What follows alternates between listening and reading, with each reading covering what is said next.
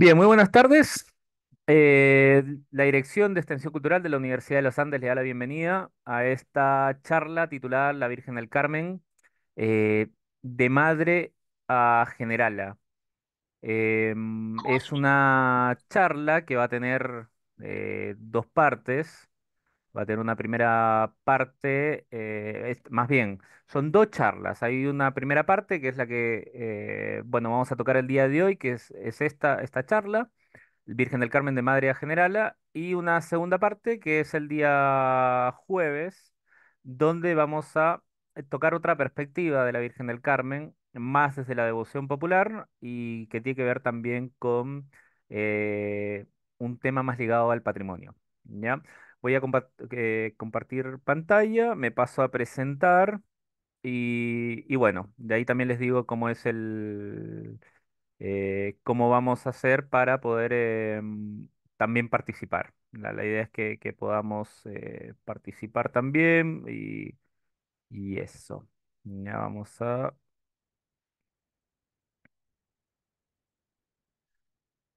Bien, entonces la charla del día de hoy, la charla que nos convoca es Virgen del Carmen de Madre Generala.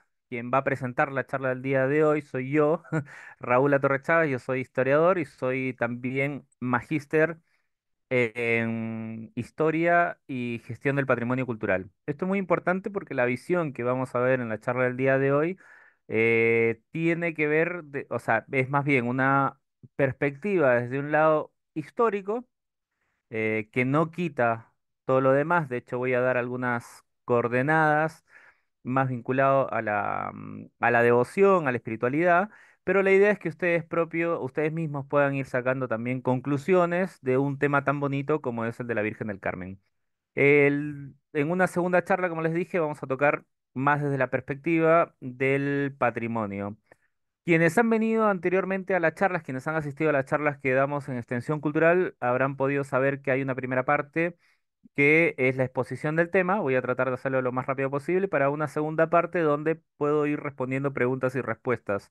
Las preguntas pueden ir poniéndolas en el chat, en el botoncito de abajo va a encontrar, si ustedes ponen mueven su cursor, en la parte de abajo va a encontrar un botoncito que dice chat. Bueno, pueden ir ahí escribiendo las preguntas para después ir contestándolas o también comentarios, que es importante para poder también eh, ir enriqueciendo esta charla. No lo sé todo, así que en la medida que ustedes también sepan un poquito más y puedan compartirlo, bueno, nos enriquecemos entre todos. Acá es muy importante algo con lo que quiero partir el día de hoy. La charla se titula Virgen del Carmen de Madre Generala. ¿Esto qué quiere decir? No es que en un momento la Virgen deja de ser madre para convertirse en generala, ni al revés. No tiene una dimensión que le quita la otra parte del título. Al contrario, vamos a ver cómo en la devoción a la Virgen del Carmen como madre, en Chile cobra un carácter particular al recibir un título donde se mezcla una parte cívica militar con una parte religiosa, que es algo bastante particular, bastante singular que se da en nuestro país y que por eso también la figura que tomamos para la charla, la imagen para la charla del día de hoy es la Virgen del Carmen sobre los pabellones nacionales de las recién fundadas en ese momento repúblicas americanas. Bueno, yo les había contado un poco les había dicho recientemente acerca de los títulos, que no son las atribuciones que tiene la Virgen. Las atribuciones se refieren más a lo que es ella como madre de Dios. Bueno, acá en Chile tiene algo particular, que es reina y madre de Chile, patrona y general jurada de las Fuerzas Armadas y de Orden. Son los títulos que recibe en nuestro país. Lo que están viendo ahí en la imagen es nada más y nada menos que el cumplimiento de una promesa que yo no sé si ustedes conocen, pero que lo vamos a también a tocar, que es el cumplimiento de un voto que hace el pueblo chileno el 14 de marzo de 1818, eh, donde se consagra el país a la Virgen del Carmen y se le hace una promesa. Bueno, lo que están viendo ahí es la consecución de la promesa. Es la antigua Capilla de la Victoria que lamentablemente, bueno, no existe más. Entiendo que la pintura que están viendo ahí sí, sí existe. Es una pintura que cuando se mueve la parroquia Virgen del Carmen, que era donde estaba la Capilla de la Victoria, bueno, se traslada con esa imagen, ha sido restaurada recientemente, pero lamentablemente la ornamentación que están viendo en esa imagen no lo es. La finalidad de la charla, entonces, es recorrer los orígenes de la devoción de la Virgen del Carmen, ver cómo ingresa esta devoción de la Virgen del Carmen a nuestro país y ver en qué momento la Virgen se convierte en patrona y generala de las Fuerzas Armadas de nuestro país. Vamos a tocar los orígenes, pero llegamos a una fecha que es bisagra, que es el 14 de marzo de 1818. Hay una fecha donde cambia el curso de la historia y vemos cómo la devoción que tiene nuestro país el día de hoy, influenciado por otros hechos históricos y otros personajes, parte desde este 14 de marzo de 1818. Y vamos a ver por qué. Pero para poder tratar y poder desarrollar el tema, vamos a partir desde el origen y vamos a situarnos exactamente donde parte todo. Voy a tratar de hacerlo rápidamente para poder dejar espacios para las preguntas. Y para eso nos tenemos que ir hacia otra cordillera. Da la casualidad que donde se origina esto es en otra cadena montañosa, mucho menos elevada que la cordillera de los Andes, y para esto también hay que entender que, bueno, en Tierra Santa, específicamente en Jafia, hay una cadena montañosa que sale hacia el mar Mediterráneo. Bueno, en ese lugar es donde está el monte donde se encuentra el Monte Carmelo. Ahora, de todos los montes, este monte, el Monte Carmelo, recibe su nombre y recibe una connotación distinta a partir de un hecho particular que está relatado en la Sagrada Escritura en Reyes, en el capítulo 18. La verdad que yo puse Reyes 18:35, pero y podría leerlo un poquito más y yo les voy a contar un poquito de qué se trata eso. El Monte Carmelo vuelve a tener una connotación diferente, vuelve a tener otro realce en la época de las cruzadas. Después vamos a ver cómo también se van dando distintas cruzadas. Vamos a recorrer por tres cruzadas eh, hasta su llegada a Chile. Entonces partamos. El Monte Carmelo, ubicado geográficamente en Tierra Santa, en la tierra, es la montaña más elevada de una cadena montañosa que se encuentra en Jafia. Y bueno, ahí en un momento, cuando el pueblo de Israel, y ahí ya nos remontamos bastante más hacia atrás, el pueblo de Israel estaba sufriendo una fuerte sequía, dejan de tener confianza en Yahvé y comienzan a buscar soluciones mucho más rápidas y buscar también a otros dioses. Y en eso aparece un dios que va a aparecer continuamente en el pueblo, en la historia del pueblo de Israel, que es un dios fenicio, un dios cananeo también se podría decir, que es el dios Baal. Se le pide al dios Baal que por favor haga llover y el pueblo deja de creer en Yahvé y comienza a adorar a Baal. Esto no le gusta al profeta Elías, y ahí aparece un nombre importante que es Elías, y Elías se retira, deja de estar junto al pueblo de Israel y se retira al monte. El monte tiene en el pueblo de Israel esta connotación que es distinta, que es un sitio de oración. Y ustedes lo van a poder notar en todas las Sagradas Escrituras, como siempre la montaña es un lugar de oración y hay distintos montes que son importantes en distintos hechos históricos de la Sagrada Escritura, como es el monte que estamos hablando ahora, que es el Monte Carmelo, Monte Tabor, eh, bueno, y distintos otros montes donde, por ejemplo, también Jesús subía a la montaña a rezar. Hay distintos momentos en los cuales se sube a rezar. Elías se retira del pueblo de Dios, se va de la ciudad y se va a rezar, y se va en calidad de ermitaño y se va en calidad de asceta. Se va a tener a vivir un periodo de ascetismo para poder escuchar a Dios. Y ese es en ese momento en que Dios comienza a alimentarlo, ahí van a ver Dios en forma de cuervo lo comienza a alimentar con carne y con pan, y el profeta Elías escucha a Dios. Y en un momento Dios le dice, bueno, vas a tener que regresar al pueblo de Israel y decirle eh, que tienen que volver a creer en mí, yo te voy a dar la fuerza y te voy a dar las indicaciones para que puedas creer. Estamos viendo a Elías ahí y hacia el lado derecho es una estatuilla real del dios Baal, un dios, como le dije, fenicio, un dios cananeo que existió y toda la parte de lo que hoy conocemos como Israel o como Palestina.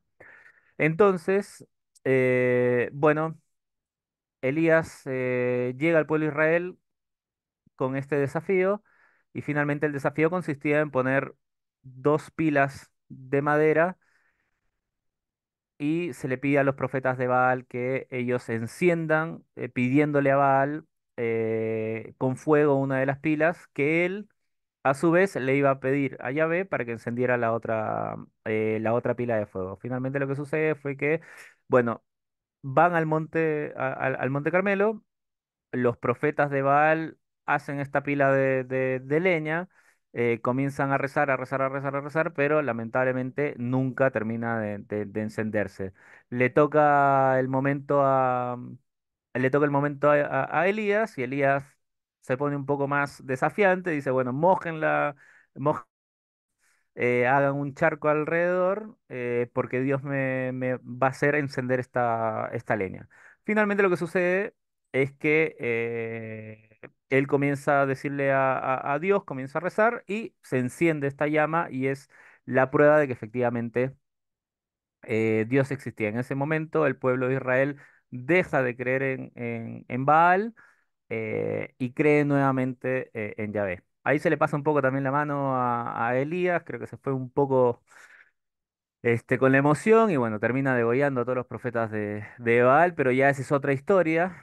Pero finalmente lo importante acá es que hay un profeta, que es el profeta Elías, que se retira del pueblo de Dios, se va al al Monte Carmelo y finalmente termina por convertir nuevamente al pueblo de Dios hacia Yahvé. Y acá pasamos a otro periodo. Esta es una primera parte. Pasamos a una segunda parte y es el Monte Carmelo. Y acá es donde vamos a ver los orígenes de lo que conocemos el día de hoy como la Orden del Monte Carmelo. Eh, Vamos a pasarnos hacia el medioevo, hacia el periodo de las cruzadas y llega, bueno, todo lo que llega junto con las cruzadas. Lamentablemente, muchos vicios, muchas tentaciones, no solamente es un momento de luchas militares, sino también de mucha confusión entre las ciudades. Y ese es en ese momento donde un puñado de personas más bien ligadas a lo espiritual, deciden retirarse de esta ciudad viciosa, llena de hombres occidentales que vienen a pelear eh, por recuperar Tierra Santa, pero que finalmente también se dejan imbuir por todo lo que conlleva la guerra. Y bueno, se retiran, ¿para qué? Para hacer oración y para que el pueblo vuelva a lo esencial, a las raíces de lo que consistía las cruzadas, que era una lucha espiritual, pero por otro lado también una lucha militar. Y ese es en ese momento en el que se funda la Orden del Monte Carmelo, con estos hombres que son ermitaños. Ermitaños quiere decir que se van en soledad a vivir la ascesis, una vida ascética en comunidad. Si bien el personaje que está puesto ahí en en la fotografía no es una persona del de la Orden del Monte Carmelo, es San Pablo, San Pablo del Ermitaño, lo puse más bien como para graficar cómo fue el origen de la Orden del Monte Carmelo. En ese momento surge la Orden del Monte Carmelo en plenas cruzadas y comienzan a influenciar, comienzan también a expandirse hacia lo que es Occidente. Y ahí vamos a llegar a otro momento bastante importante del origen de la devoción de la Virgen del Carmen, que es con Simon Stock. Ya llegamos a Inglaterra un par de siglos después, 1251, y es en ese preciso momento donde aparece también la Virgen vinculada a la Orden del Monte Carmelo. Hasta ese momento era un grupo de personas, cristianos, ascéticos, que se reunían para tener una vida cristiana y de oración. Pero en ese momento, desde que Simon Stock, que es en ese momento el superior de la Orden del Carmelo, comienza a rezar, bueno, tiene una visión y es que se le aparece la Virgen del Carmen y la Virgen del Carmen, vestida con la vestimenta de la Orden Carmelo, le pone o le entrega a él el escapulario junto con una promesa. El escapulario con todos los emblemas de la Virgen del Carmen, y le entrega esta promesa que es toda aquella persona que porte en el momento de su muerte el escapulario, no va a sufrir o se va a salvar de las llamas del purgatorio y del infierno. Desde ese momento es que la Orden del Monte Carmelo parte con la devoción o parte también a difundir la veneración y el uso del escapulario. Escápula es la parte del hombro, por tanto el escapulario, cuando se hace referencia a los escapularios, porque hay más escapularios que los que nosotros conocemos solamente de la Virgen del Carmen, hay escapularios del Sagrado Corazón y distintos otros escapularios. Bueno, la escápula hace referencia a la parte del hombro, entonces es algo para usarlo en la parte del cuello y el hombro para ponerlo encima. Escápula inclusive es el nombre de un hueso en la parte de acá de la clavícula. Entonces, y en ese momento ya tenemos consolidado la orden del Monte Carmelo. Está el Monte Carmelo, está la Virgen del Carmen y está el escapulario. Tres de los emblemas que distinguen a la Orden del Monte Carmelo.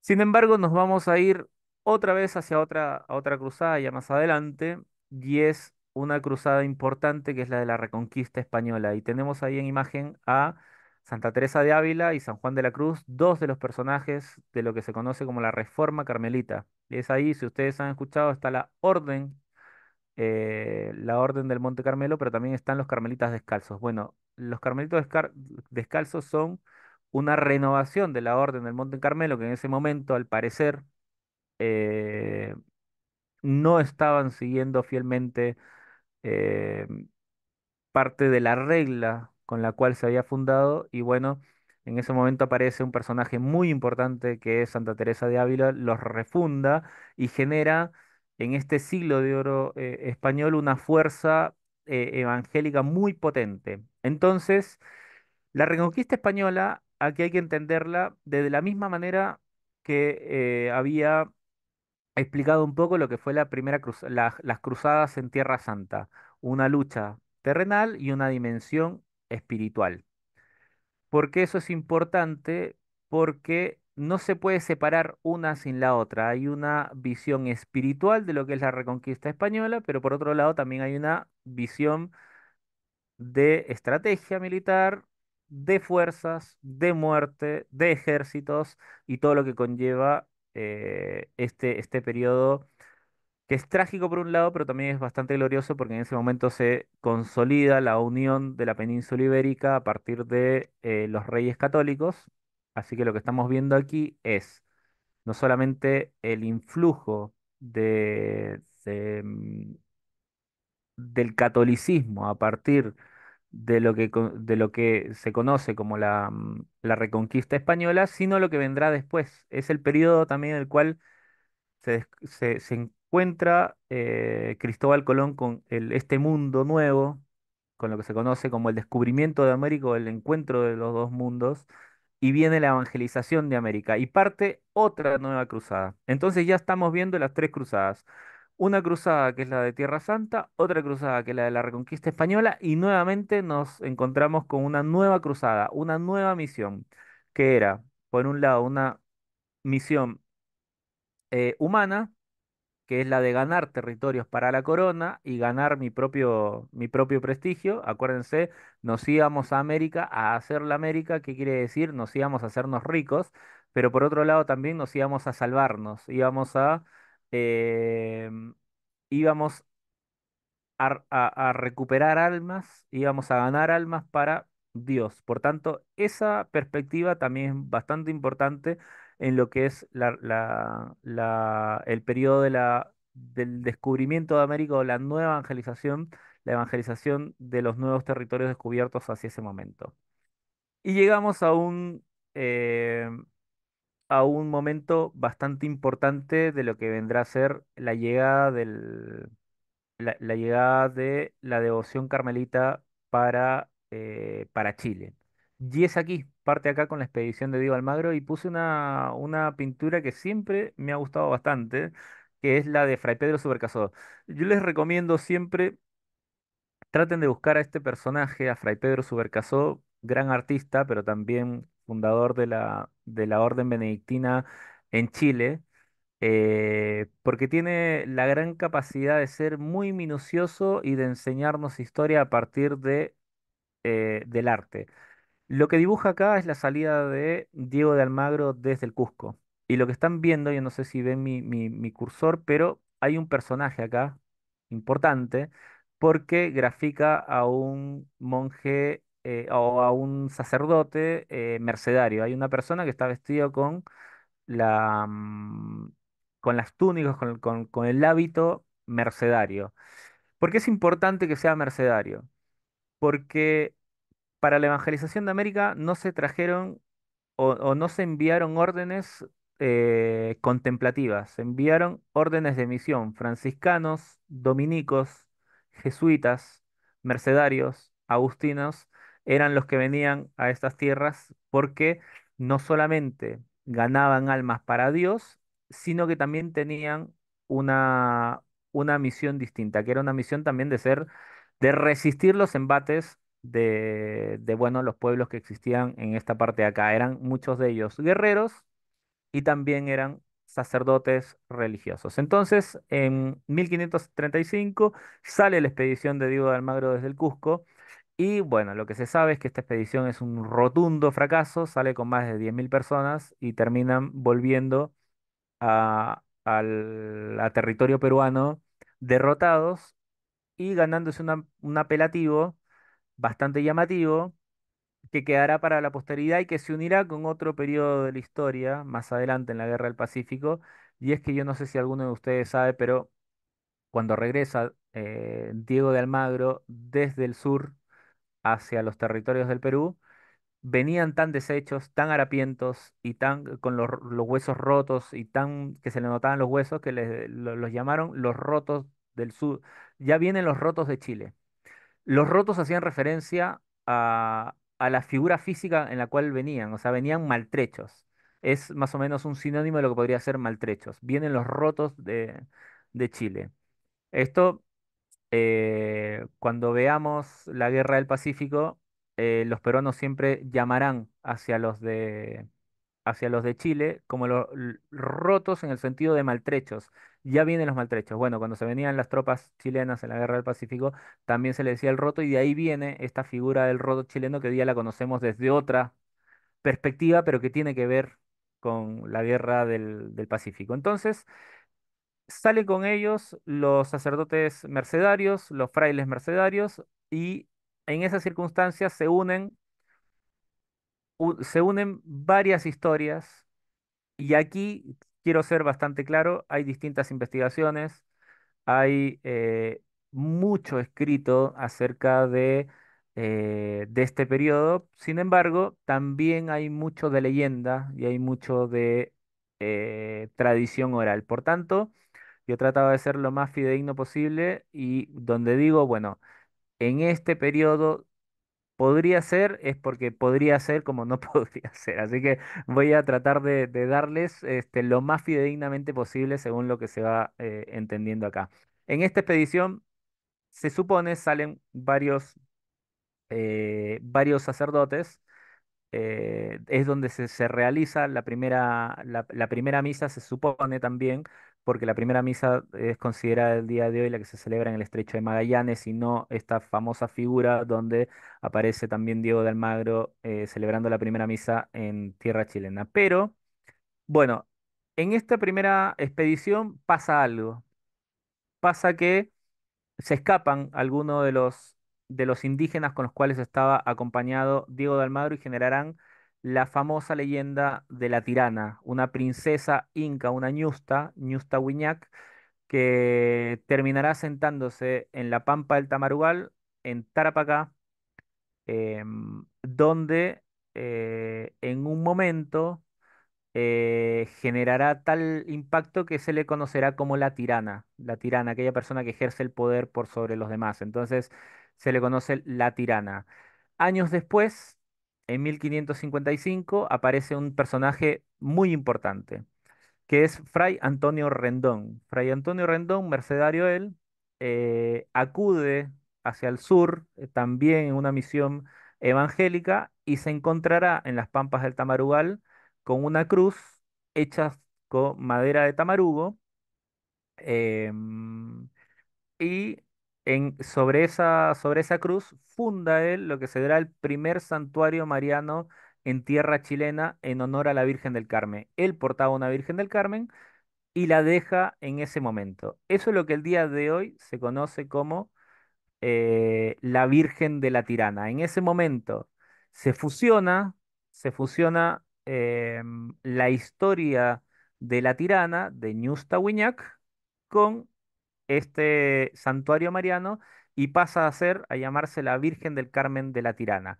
No como la conocemos el día de hoy, pero ya es el primer indicio histórico de lo que veremos más adelante. Esto sobre todo lo voy a desarrollar en la charla del día jueves. Acá hay un dato que me pareció llamativo, que se los comparto, y Fray Antonio Rendón es una persona que viene de una familia militar. Y en el escudo de armas de su familia aparece un lema que seguro les sonará conocidos a ustedes. Vencedor, jamás vencido. Me llama la atención porque después, eh, bueno, también será el título o el lema que utilizarán otras instituciones. Se lo dejo ahí para que ustedes puedan ir sacando conclusiones. Les estaba contando de la Tirana, Tarapacá, en la Pampa del Tamarugal. El tamarugo, y acá también llama la atención, es un árbol endémico de la zona que resiste a la inclemencia del desierto, pero que también tiene algo llamativo. Y es que funde sus raíces. Se creía antiguamente que el tamarugo lo que hacía era agarrar, tomar el rocío del desierto para poder sacar de ahí el agua que necesita para sobrevivir. Sin embargo, el tamarugo lo que hace es hunde sus raíces profundamente y saca lo que necesita desde el mismo suelo. ¿Ya? Con el tamarugo, con la madera del tamarugo, es con la que se hizo la primera cruz. Y esa cruz era donde estaba enterrada Ñusta Huiñac. Ya Ñusta Huiñac, la historia como tal se las voy a contar en la segunda charla, que va a tocar más acerca de la Virgen de la Tirana, pero que, como yo lo indico, desde antes que Chile fuese Chile, ya la Virgen del Carmen estaba presente en este lugar y fundiendo eh, todas las culturas, la cultura occidental cristiana con la cultura propia de estas partes, y es más en un sitio agreste, un sitio de muerte, donde sobrevive la vida a partir de esta pampa del Tamarugal que sirvió también de sombra para las tropas que regresaban maltrechas de Diego de Almagro. Aquí voy a hacer un alto por si quieren, recordarles solamente para que puedan ir poniendo las preguntas quienes quieran o comentarios en la parte del chat. Bien, entonces acá pasamos a otro actor importante de la devoción de la Virgen del Carmen en Chile, y es la Orden de San Agustín. Ya hablamos de la Orden de los Mercedarios, de este fray Rendón, Antonio Rendón, español él, que viene con las huestes posiblemente de Francisco de Villagra más adelante, después de la primera expedición de Diego de Almagro. La Orden de San Agustín tiene una particularidad. Ellos son misioneros, llegan, se asientan en Santiago, pero generan una devoción muy importante, principalmente al sur de Chile, en Concepción, Osorno, Chillán y también al otro lado de la cordillera, en Mendoza, en lo que sería la provincia del Cuyo. Entonces, genera una devoción importante, generan cofradías, generan procesiones. ¿Por qué es importante esto? Porque de ahí vamos a ver que hay dos personajes muy importantes en la historia de Chile que heredan esa devoción de sus familias o la heredan del lugar de donde nacieron. Y me refiero principalmente desde donde parte la expedición libertadora de Chile, que es al otro lado de la cordillera con José de San Martín, y en Chillán o la parte sur, desde donde nace, desde donde viene también toda esta influencia con Bernardo Higgins. Entonces la Orden de San Agustín, muy importante, y en Santiago mantuvo una procesión de la Virgen del Carmen por muchos años y que posiblemente es la que después se convierte en la procesión de lo que hoy conocemos en septiembre como la procesión de la Virgen del Carmen, que sale más bien ya desde la catedral. Les conté acerca de lo que pasaba en el norte con la unidad de estas dos de este sincretismo que se genera, de esta unión entre las culturas de Ñusta-Huiñac con el crucifijo que encuentra Fray Antonio Rendón. Bien, acá vamos a ver algo muy, muy, muy, muy interesante y es el cielo con estas araucarias que están acá. El cielo chileno tiene una particularidad y es que es muy bueno y por algo los grandes observadores espaciales vienen a Chile acá y es que es bastante bueno para ver las estrellas. Pero hay un lucero muy importante y una luz muy fuerte que brilla por sobre todas las demás y es el planeta Venus. Para los pueblos originarios, Venus, ese brillo particular que tenía Venus al lado de la Luna, significa algo muy importante y lo comenzaron a llamar la Uñelfe, que es lo que después pasará a ser en este fondo azul lo que conocemos como la estrella mapuche. Bueno, en el despertar de la devoción de la Virgen del Carmen, conocida en Occidente como la estrella del mar, bueno, acá hubo una sincronía total. Es lo que pasó, por ejemplo, en el caso de las tierras del Perú, cuando la Virgen tomó la forma del cerro, del Apu, es cuando el sol y la luna comienzan a transformarse en Dios y la Virgen. Bueno, en este caso, el lucero, la Hueñelfe, comenzó a ser utilizado por los primeros evangelizadores como una manera de enseñar a esta luz que es reflejo del sol.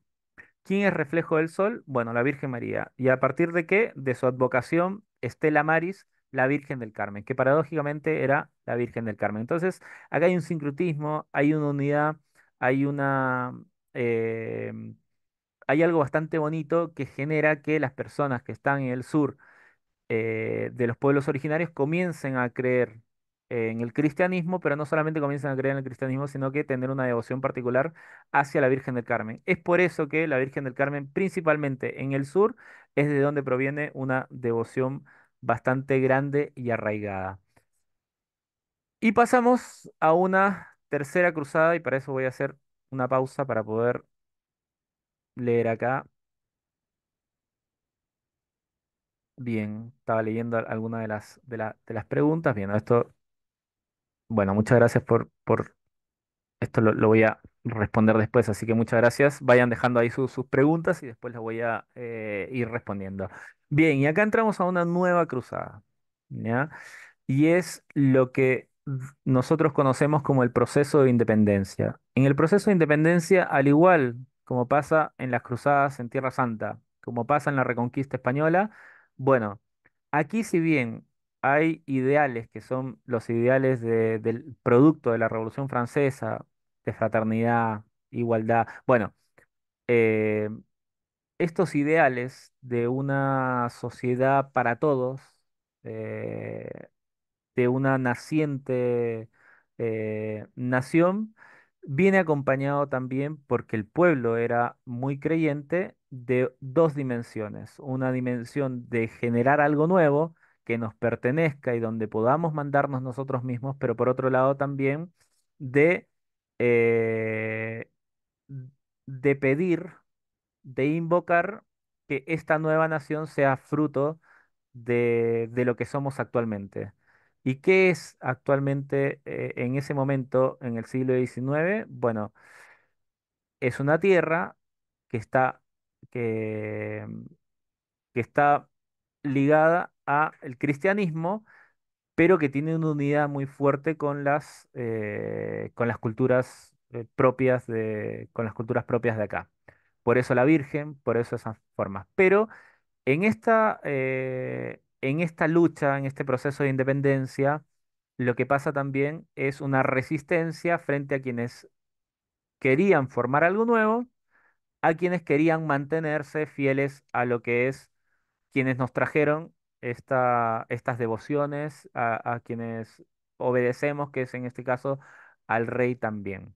Bueno, y estas personas, quienes son realistas, quienes son los españoles, vamos a hablar de españoles y si quieren los patriotas, venían acompañados de sus propias devociones, quienes eran sus santos patronos. Y acá vamos a ver que está también muy ligado con el tema militar. Obviamente el patrón de España es Santiago, Santiago Matamoros, que en su momento se convierte también en Santiago Mataindios, eh, y después pasa a ser también otras cosas, pero es Santiago, el gran patrono de España. Otra de las figuras muy importantes es la Virgen de la Merced. Acuérdense, hablamos de los mercedarios. Si ustedes ven el emblema de los mercedarios, tiene los colores de España. ¿Por qué? Porque es una advocación que nace en España, principalmente en Cataluña, por eso tiene ahí la bandera catalana como parte del emblema de la Virgen de la Merced. Y es uno de los emblemas, la Virgen de la Merced, de las huestes españolas asentadas en este territorio.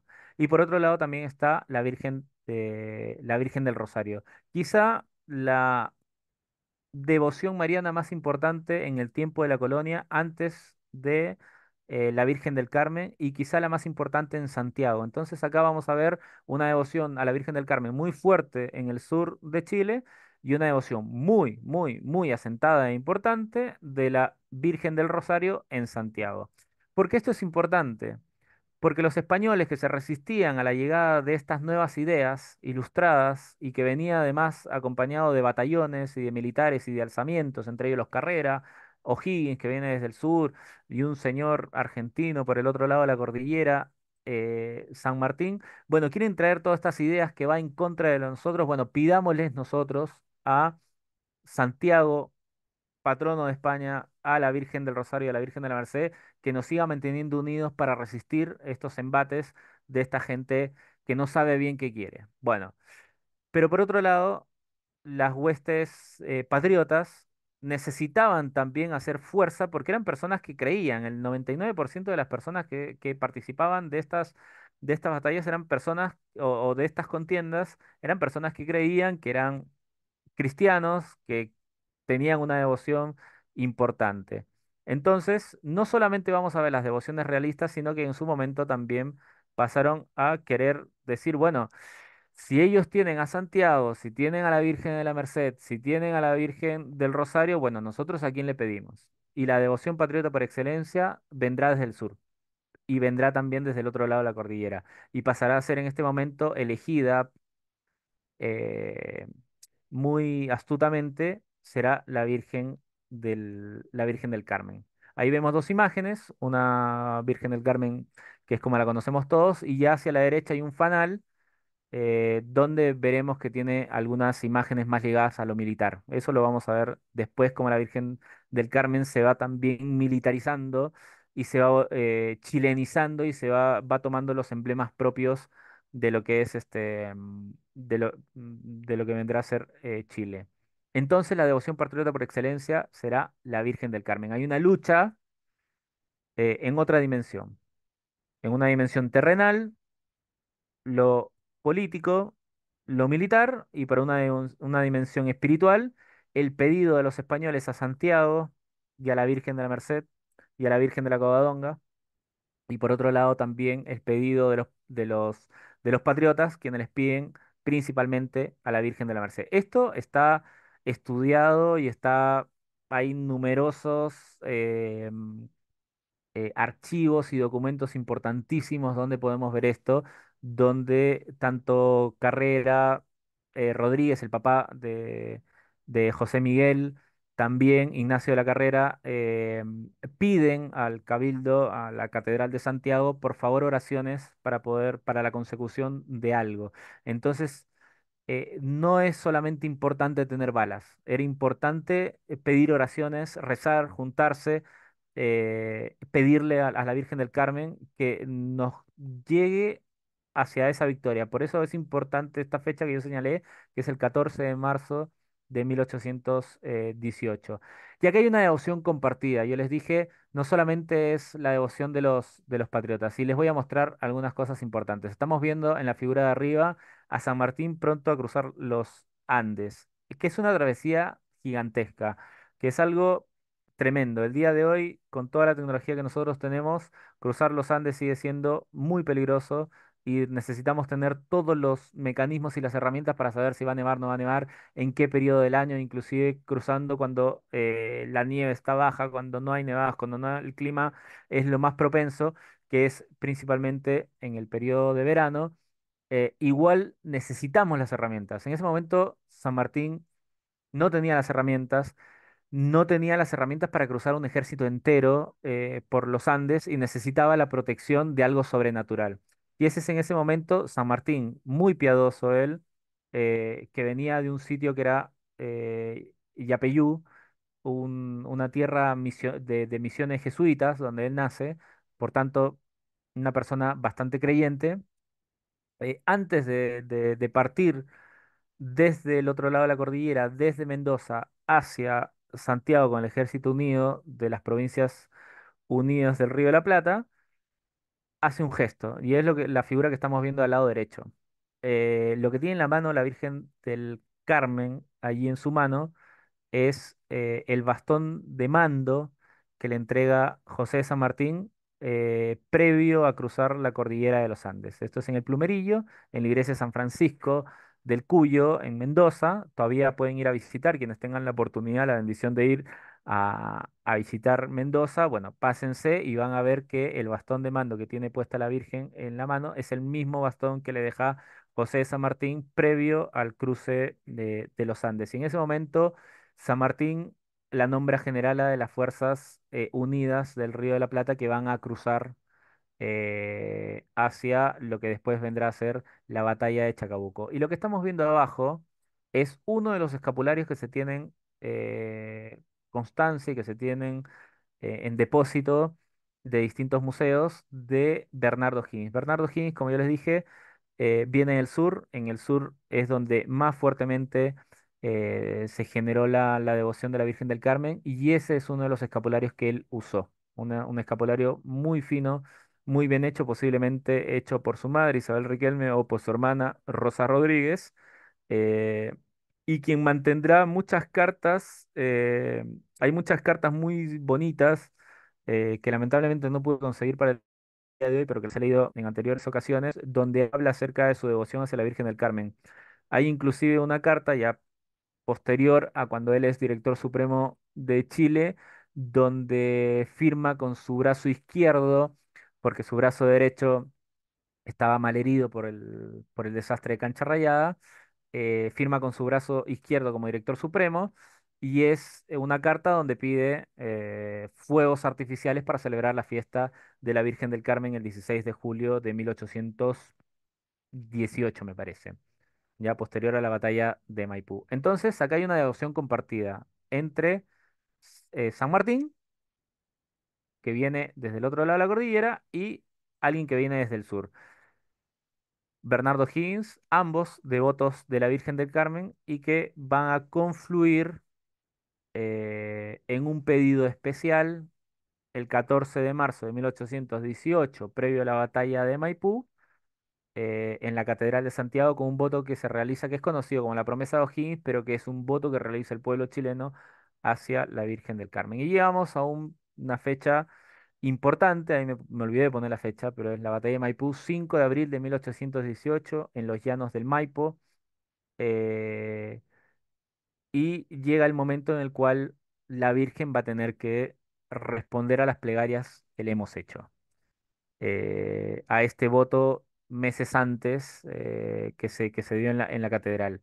Y finalmente, para el lado de los vencedores, buenamente, para el lado muy triste de los españoles que ese día posiblemente en la mañana hicieron una misa pidiéndole a Santiago. Bueno, los chilenos fueron más astutos, no le pidieron al amigo, sino le pidieron a la mamá de Jesús. Bueno, finalmente se consiguió la victoria en los llanos del Maipo, en Maipú, eh, y por eso lo que estamos viendo ahí en esa escena es la alegoría de la batalla de Maipú de Fray Pedro Subercaseaux. Esto está puesto en un mural de 30 metros en el mismo sitio debajo, en lo que iban a ser las criptas del templo votivo de Maipú. Bueno, ahí está este mural y donde podemos ver a la Virgen del Carmen como haciéndose presente en los llanos del Maipo, donde vemos a Bernardo Higgins con el brazo derecho herido, como les dije, él fue herido de una bala, llegando a los campos de batalla. Por detrás se verá a la recién nacida escuela militar marchando hacia los campos de Maipú. Y vemos también a José de San Martín en su caballo blanco saludando eh, al ilustre inválido que se presenta en los campos de batalla, como lo saludó en ese momento a Bernardo Higgins. Y hay una persona, si ustedes se dan cuenta, que está desamparada, tirada en el piso, cansada, extasiada, no puede más, con una cartuchera puesta ahí, posiblemente un granadero que tiene donde se ponen los cartuchos de las balas, o posiblemente una persona común y corriente que, bueno, fue a pelear por Chile, que está agradeciéndole un gesto de agradecimiento a la Virgen del Carmen, y lo que tiene puesto sobre sus escápulas, sobre sus hombros, es el escapulario de la Virgen del Carmen. Por tanto, ya desde ese momento el ejército chileno tenía puesto el escapulario. El ejército que pelea en los llanos del Maipo, era muy importante el uso del escapulario carmelita. Posterior al 5 de abril de 1818, bueno, si hacemos una promesa hay que cumplirla. Lamentablemente la promesa demoró bastante en ser cumplido, y paradójicamente lo termina cumpliendo un presidente de la República que no se llevó bastante bien con la iglesia, que es Domingo Santa María, pero que tenía una hija muy devota y da los permisos para la construcción y da la plata que faltaba para la construcción de lo que será la Capilla de la Victoria, que es la imagen que estamos viendo arriba. Esa capilla lamentablemente dura muy poco, así tal cual como la vemos, porque después al poco rato, bueno, vendrá un terremoto, se caerá parte de esa torre con el reloj, quedará en dos pisos. Y bueno, finalmente quedará como vemos en la parte de abajo, y eso no fue por un terremoto, sino fue porque lamentablemente cuando se comienza a construir el templo votivo de Maipú actual, se decidió que la mejor manera de preservar ese espacio era que a través de los muros de la Capilla de la Victoria se pueda ver este nuevo edificio, este estilo moderno, concreto, que no se iba a caer con nada. Y bueno, tumbaron parte del patrimonio y de nuestra historia, ¿no? Nos privaron de ver lo que era la Capilla de la Victoria, que era una capilla bastante sencilla, por lo que me han contado, por lo que yo he podido ver en fotografías y también en algunos archivos, pero que tenía la importancia que la manda a construir. La primera piedra la pone Bernardo Higgins y la termina de construir a finales del siglo XIX, Domingo Santa María, y que bueno, lamentablemente 50 años después, 60 años después, fue derrumbada. Em, Bien, esta parte de acá es muy importante, y ya voy terminando con la charla para responder las preguntas. Y lo que estamos viendo ahí es dos escapularios muy importantes, porque acá, si bien yo les acabo de mencionar, a ver, hay una fecha que es una fecha bisagra, el 14 de marzo de 1818, con el voto que hace el pueblo chileno en la Catedral de Santiago. Viene otra fecha importante, que es el 5 de abril. Posterior al 5 de abril, la Virgen del Carmen toma el lugar de generala de las Fuerzas Armadas. de Chile, no de las Fuerzas Unidas que cruzan hacia Chacabuco, que serán vencedores en Chacabuco, donde también se le dice que es la generala y patrona de las Fuerzas Armadas en ese momento del Ejército Unido de los Ríos de la Plata. Bueno, San Martín nombra a la Virgen del Carmen como patrona y generala de las Fuerzas Armadas de Chile. Pero la devoción a la Virgen del Carmen en Santiago todavía no llega a ser lo potente que podría ser, por eso también a ello se debe que el cumplimiento de la promesa demorara tanto. La verdad que San Martín no logra ver, aparte que bueno, él renuncia eh, a su calidad de director supremo, bueno, de ahí se autoexilia eh, en Perú y no termina de ver el cumplimiento de la Capilla de la Victoria. Pasará otro suceso importante en el cual allí sí Chile terminará por consolidar esta devoción de norte a sur. Y es bastante importante y es bastante bonito. Yo les he mencionado distintos simbolismos para que ustedes los unan. Mi perspectiva es histórica, ustedes ahí los van sumando y van viendo también esta parte más providencial y si quieren más coincidencia, diosidencia de lo que quieran ver. Pero la expedición hacia Chile parte del norte, con un primer santuario donde se pone a la Virgen del Carmen. La devoción termina estando fuertemente en el sur, desde donde viene el nacimiento de nuestra nación.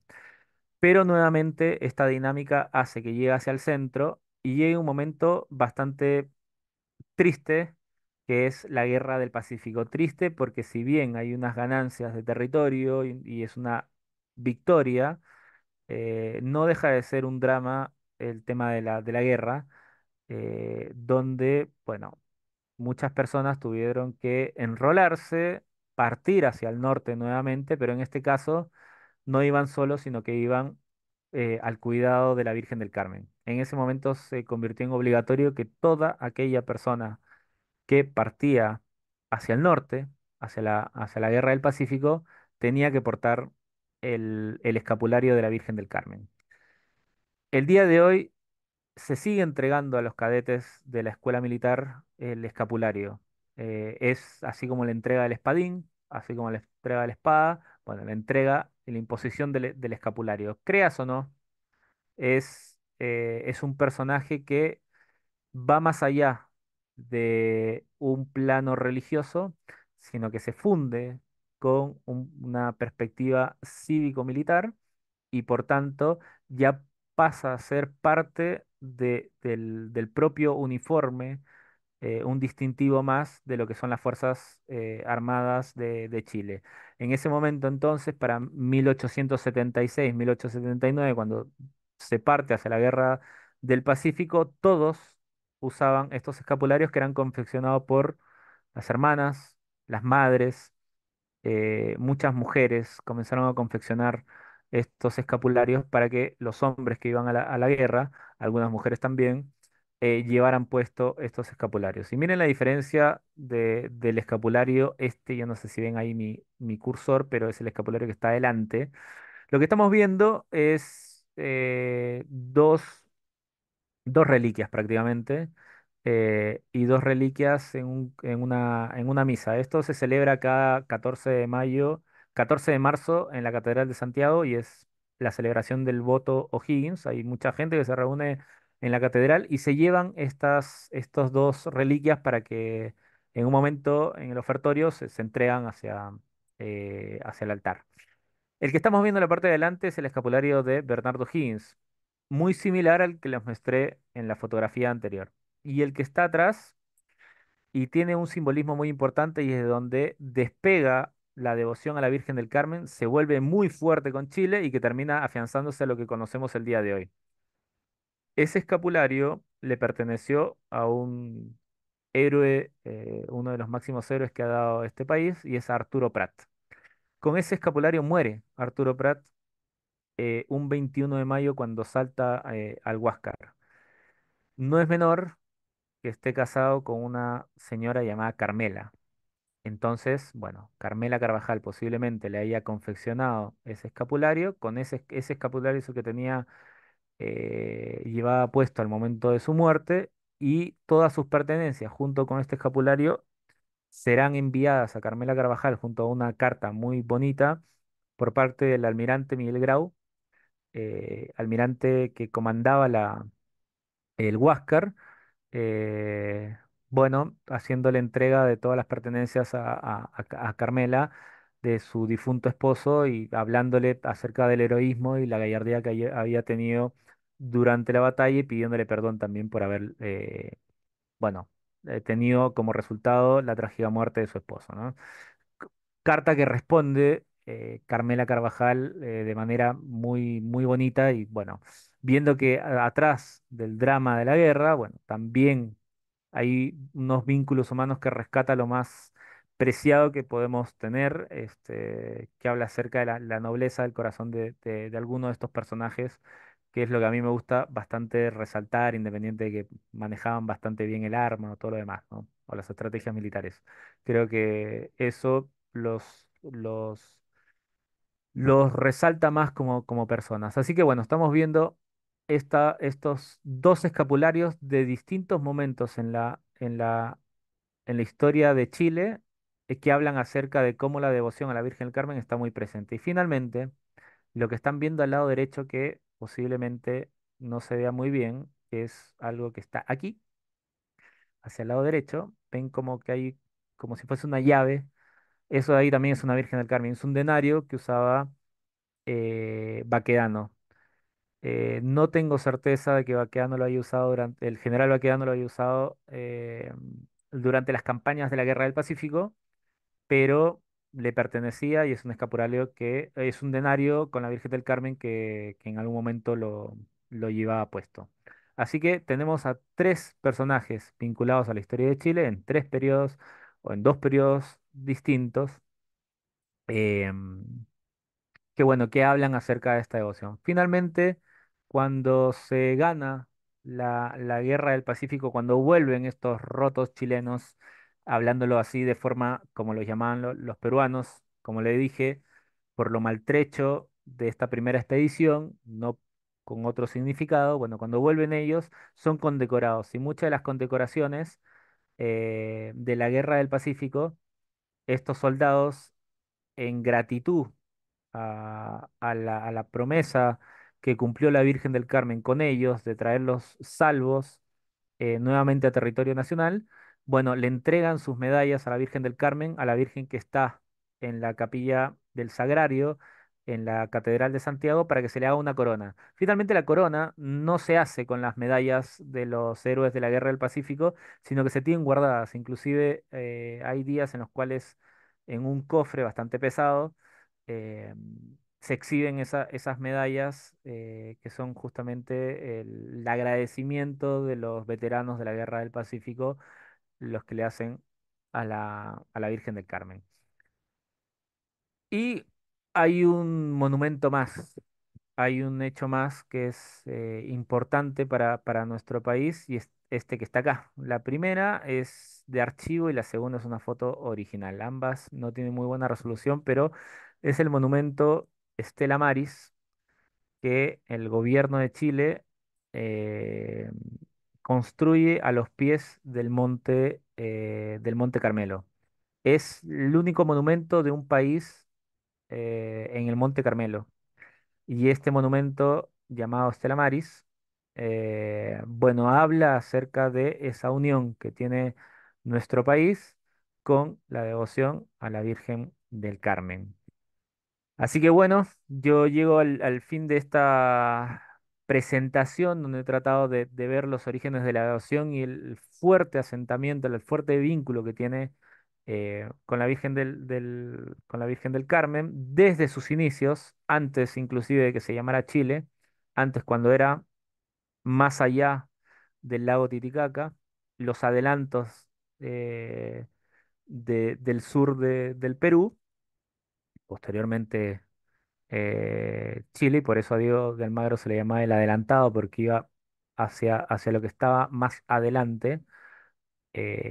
Bueno, desde ese momento ya la Virgen del Carmen tenía una semilla de tamarugo puesta en ese pequeño desierto para hundir sus raíces y generar esta devoción que me parece bastante particular y bonita.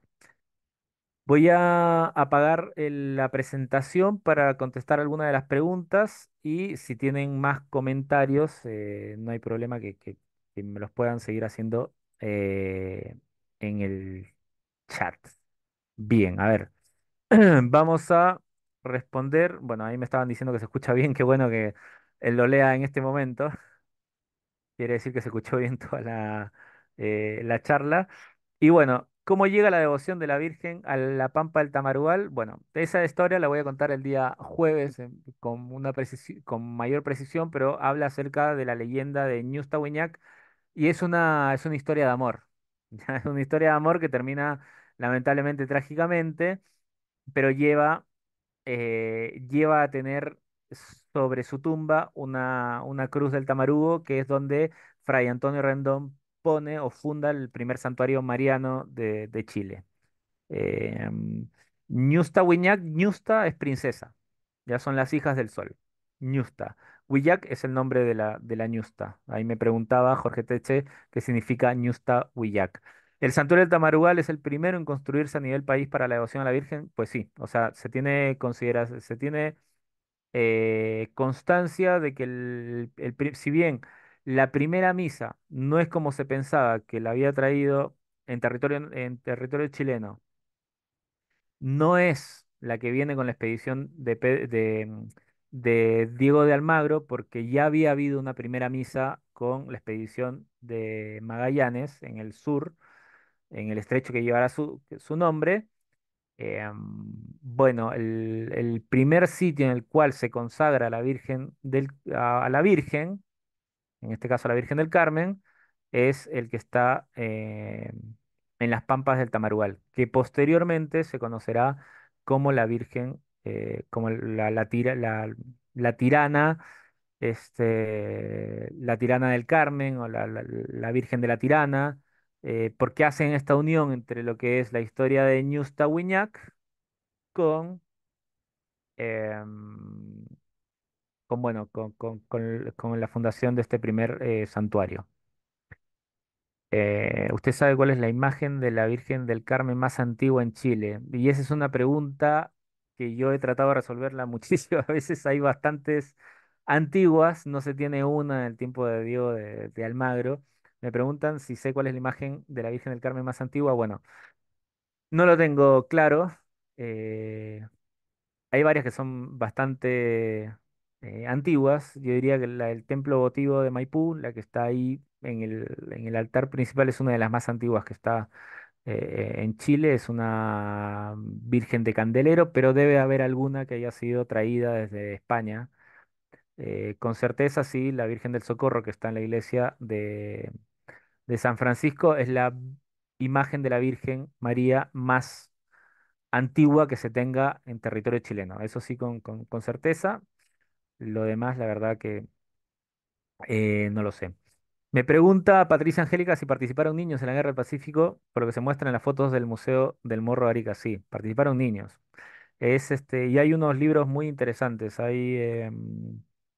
Inclusive hay un libro que lo tengo acá atrás, pero no quiero salirme de pantalla, que es algo así como 3 años de vacaciones, una cosa así, que relata, que son los relatos de niños que parten a la Guerra del Pacífico. Y hay una historia bastante fuerte que me tocó investigarla una vez de Arturo Pérez Canto. No sé si han escuchado esa historia o ese nombre antes, es el nombre de una calle de varias calles, la verdad, pero es un niño que se fuga de la casa de sus papás para ir a la guerra eh, y bueno, va describiendo la guerra del Pacífico y va escribiéndole a su mamá como un niño cualquiera que está muy asustado, le va diciendo que bueno, acá los peruanos nos llaman rotos, él a los peruanos les llama cholos. Y bueno, también mencionará su devoción a la Virgen del Carmen, pidiéndole también que bueno, que la Virgen del Carmen me proteja, me guíe. Lamentablemente es una de las personas que muere en la Concepción. Dicho sea de paso, hoy día 9 de julio, ¿no? Eh, Arturo Pérez Canto, yo leí sus cartas, las originales las tuve en mi mano antes de que o sea, no en mi mano, pero sí las tuve frente a mí y logré transcribir muchas de ellas y son muy dramáticas porque es un adolescente que lamentablemente se ve metido en una guerra y bueno, termina siendo muerto en la Concepción, ¿no? En Maca Larrañaga hay una historia referente que en Santiago, una estampita que voló sobre el río Mapocho y luego se construyó una iglesia en honor. Sí, sí, sí. De hecho, hay una iglesia dedicada a la Virgen que tiene esa historia, que forma parte de las historias que cruzan la ciudad de Santiago, pero que no deja de ser una historia, ¿no? Que se cuenta. Bueno, muchísimas gracias. Hay gente que me está escribiendo de San José, Costa Rica, así que les agradezco. Luis Barrera me dice que una vez leí que la estrella actual de la bandera representa a la Virgen del Carmen, según mal no recuerdo, de una declaración de O'Higgins. ¿Es posible confirmarlo? Muchas gracias por la presentación y las fotos.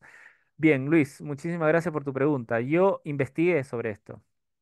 No hay ningún documento que diga que la estrella sea por la Virgen del Carmen. Sin embargo, puedes leer entre líneas bastantes datos curiosos. Uno de ellos es el hecho de que la bandera de Chile, la primera bandera de Chile, haya sido mandada a confeccionar a unas religiosas. Dos, que el Día de la Virgen del Carmen en el sur de Chile, es la fecha escogida para anunciar la nueva bandera diseñada por Centeno hacia todo Chile. Por tanto, ahí tú tienes dos fechas que son entretenidas. Por otro lado está el hecho de la Güeñelfe y poner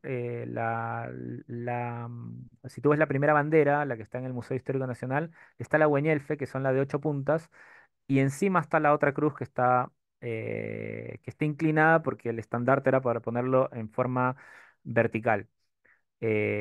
Así que hay una unidad entre la Estela Maris y esta historia que él conocía bastante bien. Hay que saber que Bernardo Higgins se cría junto a los hijos de los caciques. Y por último está la devoción particular que tenía Bernardo Higgins. O sea, no deja de ser importante todas las muestras de cariño que muestra Bernardo Higgins hacia la Virgen del Carmen. Entonces, me parece poco probable que no tenga nada que ver el tema de la estrella de Chile hacia, hacia la Virgen del Carmen. Es más, cuando parte la expedición libertadora hacia Perú, se agregan dos estrellas más, que se supone hace referencia a, o sea, era la Virgen, la bandera de Chile con tres estrellas, con la que parten la expedición libertadora del Perú. Esas tres estrellas se supone simbolizaban Argentina, Chile y Perú. Eh, pero también el emblema carmelita tiene tres estrellas, así que también podría ser, podría ser. Así que hay muchas cosas. Hoy día estuve buscando ese estudio para tratar de mostrárselos y tener un poquito más. Sabía que esta pregunta me la iban a hacer. No lo encontré. Pero por ahí lo tengo escrito, algún día lo encontraré, lo podré publicar para que lo puedan ver, pero había muchas cosas que te hacían dar a entender que la estrella de la bandera de Chile tiene que ver mucho con la Virgen del Carmen. Muchas gracias a quienes me felicitan por la charla. El nombre de la iglesia en Mendoza es San Francisco Mendoza, es donde está me parece que esa iglesia, San Francisco, dejó de llamarse San Francisco y el día de hoy la Virgen, o sea, la iglesia sigue llamándose San Francisco, pero la iglesia, la Virgen no está en la iglesia San Francisco, sino pasó a una iglesia que se llama Virgen del Carmen. Ya, muchas gracias. Bien, ¿cómo se puede entender que San Martín y Bernardo Higgins, siendo masones, tuvieran tanta fe en la Virgen del Carmen? Bueno, esa es una gran pregunta. No se tiene certeza que Bernardo Higgins y San Martín fueran masones.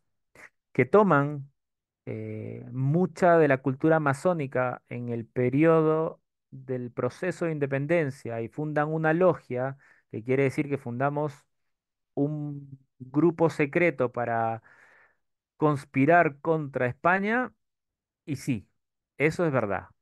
Ahora, que fueran masones y que tuviesen prácticas masonas, la verdad que no, eso no se ha comprobado. Que tuviesen prácticas masonas, sí, posiblemente. O sea, ellos estudiaron con gente que practicaba la masonería. Hay muchos indicios, hay muchos elementos masones en los símbolos patrios, en la misma vestimenta. O sea, bueno, hay una serie de elementos que ellos toman, pero, eh, pero antes de, o sea, a ver, hay más elementos de la devoción de San Martín y Bernardo Higgins hacia la Virgen que elementos que de ellos dentro de la masonería. Así que ahí podría ser. Bueno, ¿quién corona bueno, quién corona como reina a la Virgen del Carmen en Chile? Bueno, hay distintas coronaciones, pero hay una coronación bastante emblemática en el Templo Votivo de Maipú, que es el Papa Juan Pablo II en su visita en los años 80. Bien, entonces muchas personas me han escrito acerca lo del jueves. Es una perspectiva, como le dije, patrimonial que complementa esta perspectiva histórica que quise darle para poder entender el origen de la devoción de la Virgen del Carmen en Chile, lo arraigado, lo singular, y creo que también es un tesoro importante y es parte del patrimonio inmaterial que tiene este país. Ustedes habrán sentido mi acento, no soy chileno, pero creo que dentro de las cosas muy interesantes que tiene este país, bueno, tiene como patrimonio esta devoción que, que a mí me ha tocado estar varios 16 de julio aquí en Santiago, en distintas partes, y me da a entender que ese día surge la devoción del suelo. Es una cosa muy difícil de poder explicarla, pero aparecen muchas escenas bonitas, caballos, sonidos, cuasimodistas, gente, como que la devoción despierta, va, peregrina y tiene un culmen muy bonito en esta fiesta. Así que nada, es algo bonito como un patrimonio para poder vivirlo, entenderlo y preservarlo, valorarlo, más allá de las creencias de cada uno. Forma parte de la historia del país. Así se creó y bueno, así sigue. Así que bueno, muchísimas gracias por haber estado hasta este momento de la charla. Espero haber sido claro y nos vemos el día jueves para quienes también estén acá. La grabación de la charla se enviará mañana a primera hora. Muchísimas gracias, que estén muy bien. Hasta luego.